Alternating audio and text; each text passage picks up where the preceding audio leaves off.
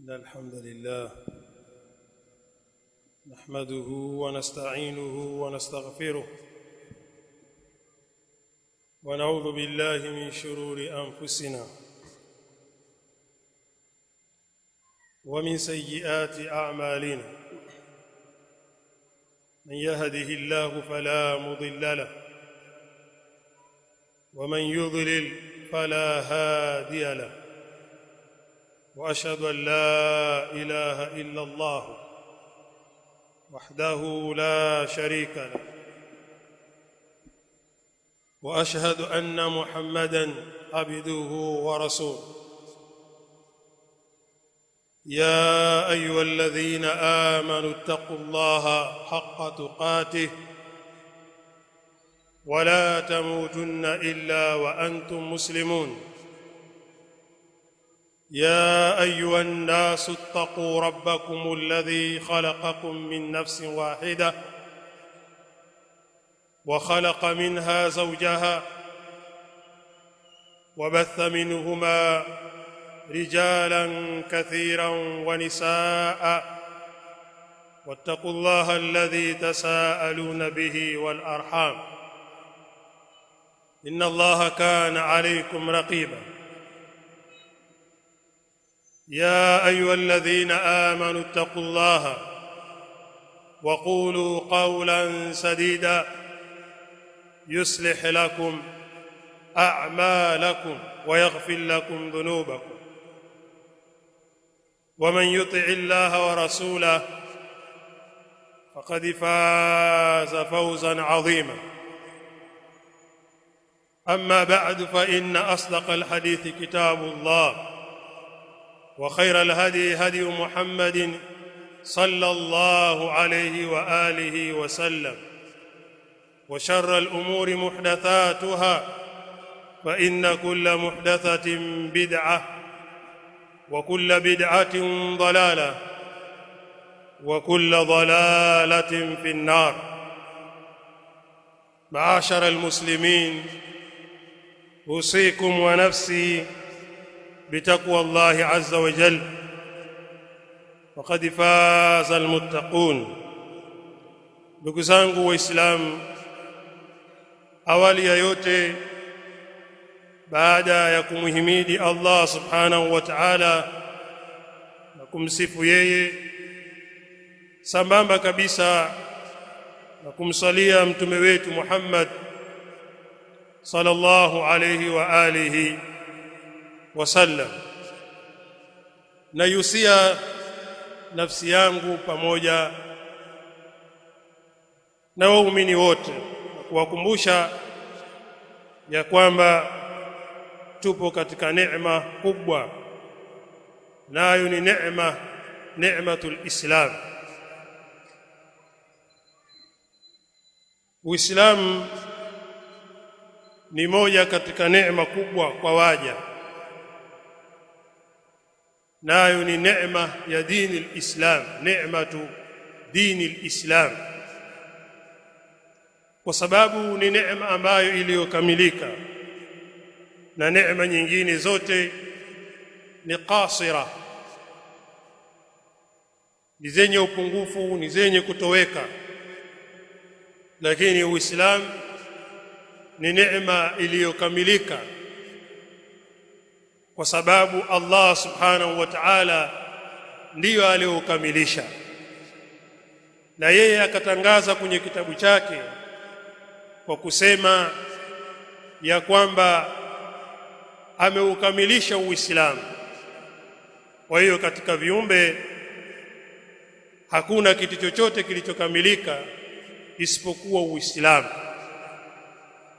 na ndio maana Allah subhanahu wa ta'ala akatangaza kwenye kitabu chake kwa kusema al-yawma akmaltu lakum dinakum wa atmamtu alaykum ni'mati wa raditu lakum al-islam dinan. Leo hii siku ya Arafa, siku ya Ijumaa, nimewakamilishia nyinyi dini yenu na nikaitimiza kwenu nyinyi neema yangu ambayo ni neema ya Uislamu, na nikaridhia pia Uislamu kuwa ndio dini. Kwa hiyo dini ya Uislamu ni dini iliyokamilika na ni neema kwa waja vile vile.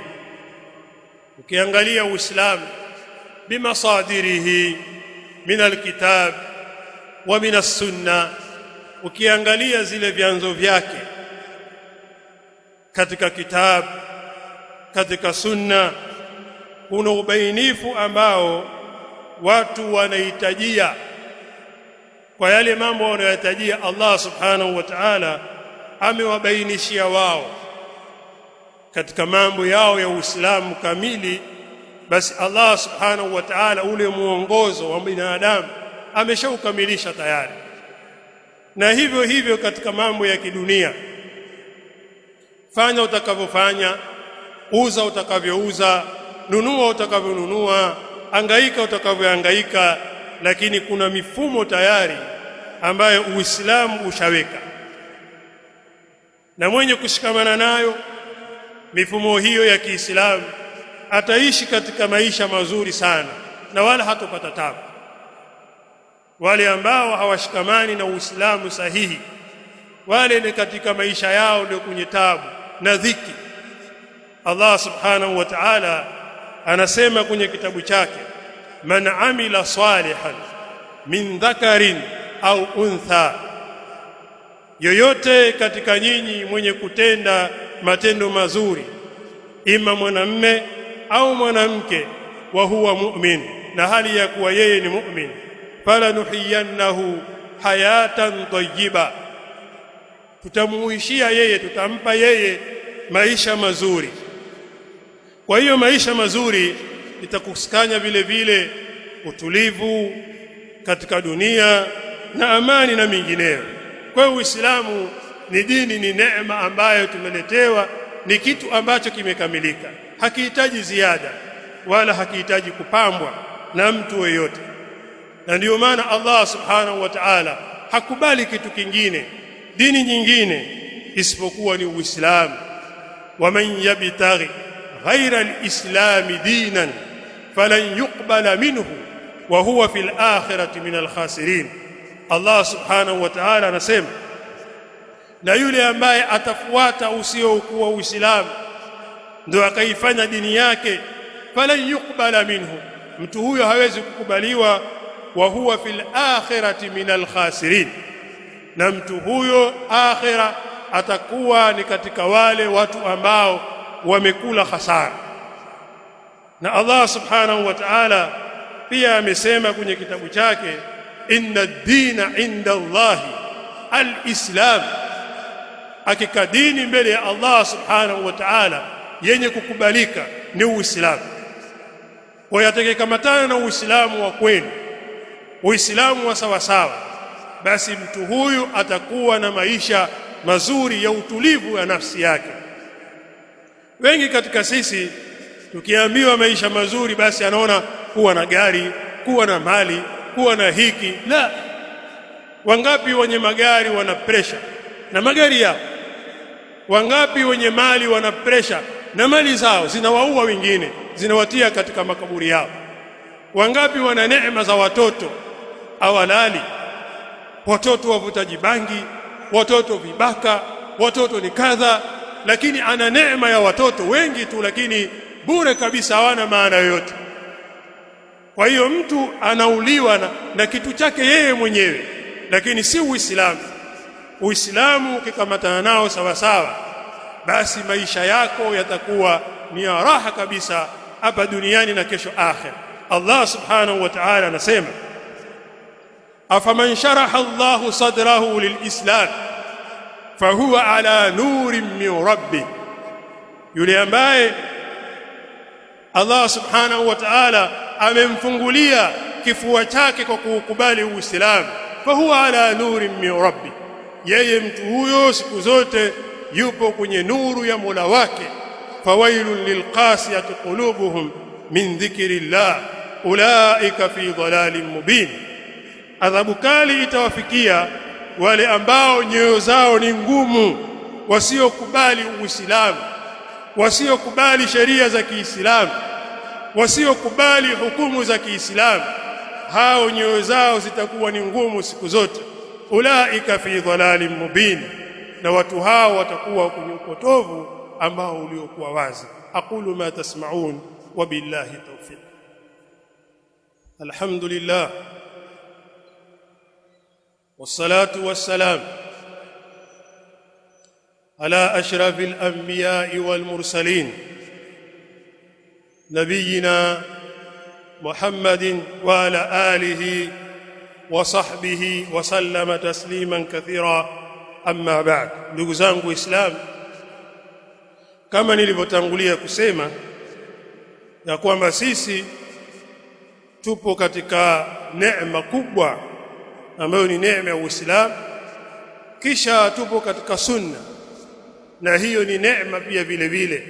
Uwe Muislamu alafu Uislamu wako uko katika sunna, kwa maana unawafuata wema waliotangulia. Uislamu usio dini ya mtu, kwamba mtu anaweza akasema anachokitaka yeye mwenyewe maadamu yeye ni shekhe basi akasema tu. Uislamu hauko hivyo.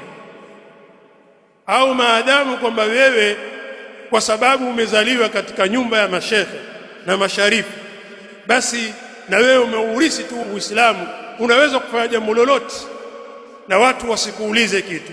Uislamu hauko hivyo. Uislamu ni wa Allah subhanahu wa ta'ala na una misingi yake, na ndiyo maana Muhammad bin Abdul Wahhab kwenye kitabu chake kidogo kabisa kinaitwa Al-Usulu Thalatha, katika kueleza mambo yale ya misingi mitatu, kisha akasema ma'rifatul Islam bil adilla, ni kujua Uislamu kwa ushahidi. Haya, Uislamu unasema 1 2 3, ushahidi wako ni nini? Ushahidi wangu ni aya ya 213 1 2 3 inasema hivi.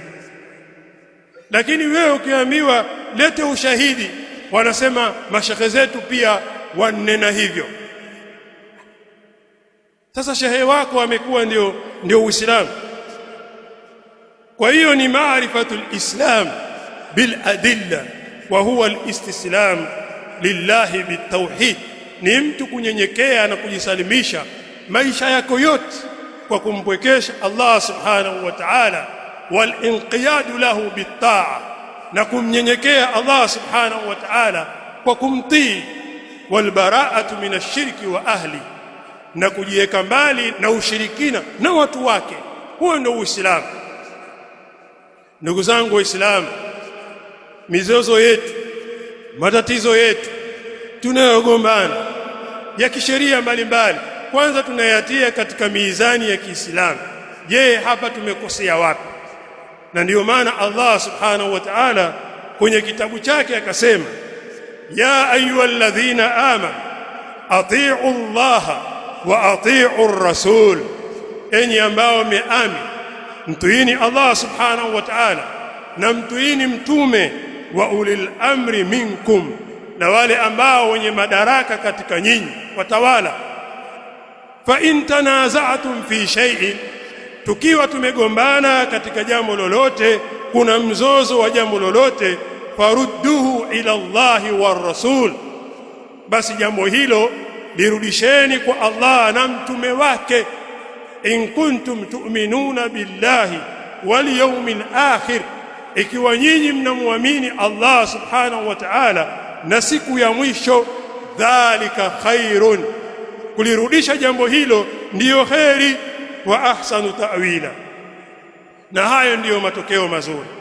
Kwa hiyo ndugu zangu Waislamu, sisi tuna misingi yetu tuliwekewa na sheria, tuna katiba yetu ambayo haibadiliki kwa sababu imekamilika. Achana na katiba hizi nyingine zinazotungwa. Sijui kuna katiba ya mwaka 1977 kutokana na mambo yalivyo, watu kuwa wengi, tumeibadilisha. Kuna katiba sasa hivi ya mwaka 1999 au kuna 2007. Hizo ni katiba za wanadamu, lakini Uislamu utabakia kuwa ni Uislamu. Ndugu zangu Waislamu, bado nyinyi hamjafahamu mimi nakusudia maneno gani ambayo nataka kuwaambia. Allah subhanahu wa ta'ala, tukimalizia na aya hii, anasema kwenye kitabu chake, fala wa rabbik la yu'minun hatta yuhakkimuka fi ma shajara bainahum, na hapa kabisa kwa haki ya Mola wako hawezi kuwa ni wenye kuamini hao waumini na watu wote mpaka wakujalie kwamba wewe huwe ni hakimu fi ma shajara bainahum, katika yale mambo ambayo watu wanagombana, yeye ndio hakimu yetu. Kisha hukumu ikipita, thumma la yajidu fi anfusihim harajan mimma qadait. Leo mashekhe zetu na baadhi ya watu wengine wanaweza wakakaa wakaongea tu basi, ukiuliza umepata wapi akwambia hii ni balagha. Sasa hiyo si balagha, hiyo ni balaa, si balagha hiyo. Kwa hiyo kila siku kwenye mitandao ya kijamii kuna mambo mbalimbali ambayo yanatokea, na mashekhe zetu wengine wanahusika kwa kiasi kikubwa sana kuwadanganya watu, hasa wengine wanapokaa mbele ya viongozi wanawasifia katika mambo mbalimbali yasiyokuwa na maana yoyote, ili limradi tu wale viongozi wafurahi na wao wapewe bahasha zao, wende zao wakapumzike katika majumbani mwao na watoto wao. Sasa Uislamu hauko hivyo, kwa sababu tu kwamba nyinyi mna madaraka mbele kwamba mwazungumza wanachokitaka nyinyi wenyewe. Nisikia juzi kati hapa, miezi kadhaa mitandao ikawa imevurugika kabisa, watu wanabishana. Huo ni mfano, ni mambo yashapita, lakini natoa mfano. Kuna mtu mmoja alizungumza katika mitandao ya kijamii, ikawa imetrendi sana kwamba siku aliyozaliwa mtume, nadhani katika hutuba ya Ijumaa pia ilitolewa kwamba siku aliyozaliwa mtume ni bora zaidi kuliko Lailatul Qadr. Huyu mmoja ana dalili. Allah subhanahu wa ta'ala anasema Lailatul Qadri khairun min alf shahr, usiku wa Lailatul Qadri ni bora kuliko miezi 1000. Yule mwingine anasema al-Imamu al-Qastalani na al-Imamu Ibn Hajar al-Haytami wao wameona, kwa sababu mtume yeye ni mtu bora, kwa hiyo ule ubora wake unaishinda hiyo Lailatul Qadr. Sasa ni nani kakuambia maneno hayo? Huna dalili, lakini umesema ili watu tu waridhike, wakaleta falsafa zao.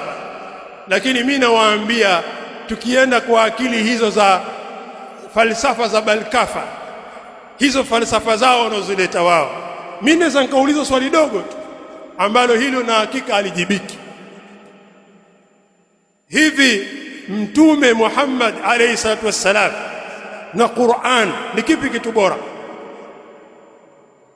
Kwa mtu mwenye akili ushaelewa, Mtume Muhammad alayhi salatu wassalam na Qur'an ni ipi bora?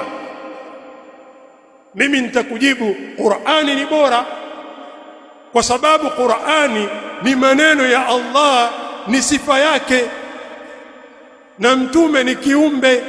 Kwa hiyo kiumbe na sifa ya Allah huwezi kulinganisha. Sasa ile siku ya Lailatul Qadri Qur'ani ndio ile teremka, wewe kazaliwa mtume huko nyuma. Sasa ile siku ya Lailatul Qadri Qur'ani ndio ile teremka. Kwa hiyo Qur'ani tunasema ni bora, kutokana na hizi twenda na akili zenu.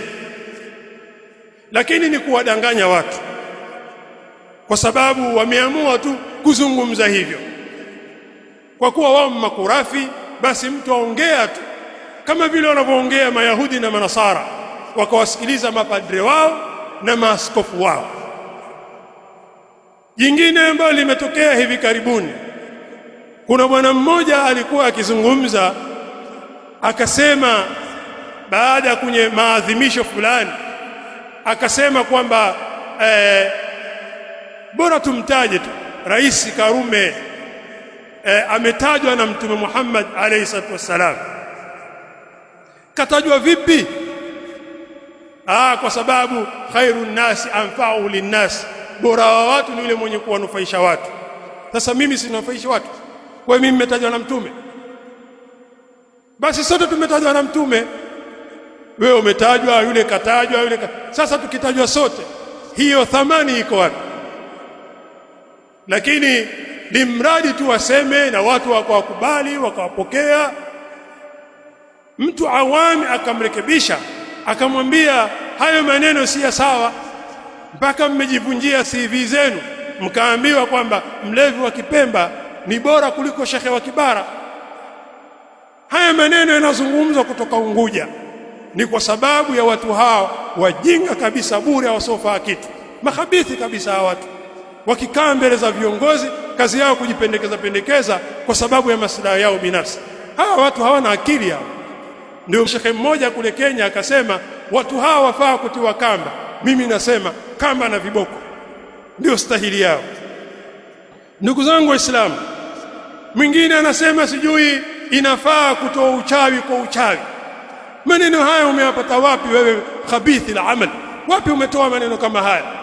Kwa maana utakaofundisha watu uchawi kwamba mtu ukiwa umerogwa basi inafaa kwenda kwa mganga akakutoa ule uchawi wako.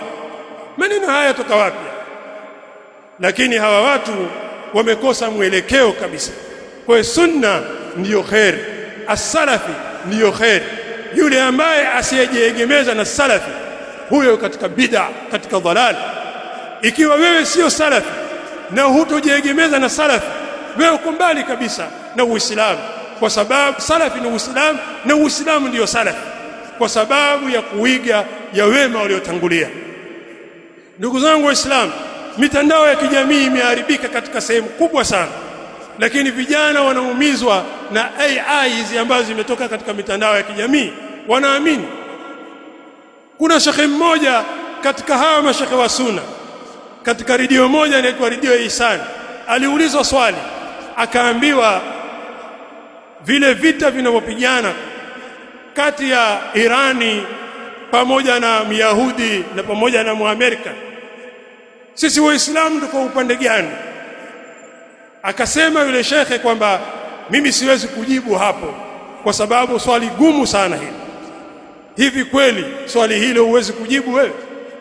Kijana wa kisalafi, kijana mdogo ambaye ni talibul ilm, na hakika 100% ataweza kujibu swali hilo. Ndugu zangu Waislamu, sisi tunapozungumza maneno haya, wengine wale vibaraka wale kadha, lakini uhakika wa mambo na vitabu ukisoma, kwa asilimia kubwa sana Ashiatu Rafidha wao wameuharibu Uislamu wetu. Kwanza wanamtukana Abu Bakar, wanasema ni kafiri. Pili wanamtukana Umar, na jingine wanamwambia Aisha kwamba amezini, na mingine mengi. Qur'ani imebadilishwa. Wameua ahli sunna kule Iraki, wameua ahli sunna kule Syria. Maelfu na maelfu ya ahli sunna walikuwa wakiwachinja. Hawa watu ni mbwa, kilabu nar, watu wasiofaa hawa kabisa. Kwa mimi itikadi yangu ninavyoamini, wao ni akhbath min alyahudi wan nasara, ni watu wabaya zaidi kuliko mayahudi na manasara, kwa sababu ndani ya Iran hakuna misikiti ya ahli sunna na wanasunna wanachinjwa, lakini ndani ya Amerika kuna misikiti mbalimbali ipo na watu wanaswali na watu wanafunga na sunna inatembea pia vile vile, kadhalika Ulaya na sehemu nyingine. Ndugu zangu Waislamu, haya ni maneno hatari sana, lakini najua mmevurugwa. Vijana msiokuwa na ilmu, mnatembea maskani, mkakaa baraza za kahawa, mkasema hawa ni vidume, hawa ni kiboko. Ni kwa sababu ya ujinga wenu, hamna kitu kingine. Mmekimbia darasa za ahli sunna, sasa mtafuta matokeo katika vijiwe vyenu vya kahawa na baraza mbalimbali. Sasa mwana sunna, wewe utazungumza maneno kama haya? Si una akili katika akili yako? Huna akili, kwa sababu umekosa misingi ya ahli sunnah wal jamaa. Ndio maana ukawatetea makhabithi, watu wasiofaa katika dunia hii. Ndugu zangu Waislamu, kuna mambo mengi ambayo yanahitaji kubainishwa, mengi sana, na nyinyi hamyajui, na hayo biidhnillahi alkarim yatapatikana katika msikiti huu, sio msikiti mwingine. Rabbana atina fid dunya hasana wa fil akhirati hasana wa qina adhaban nar wa aqimis.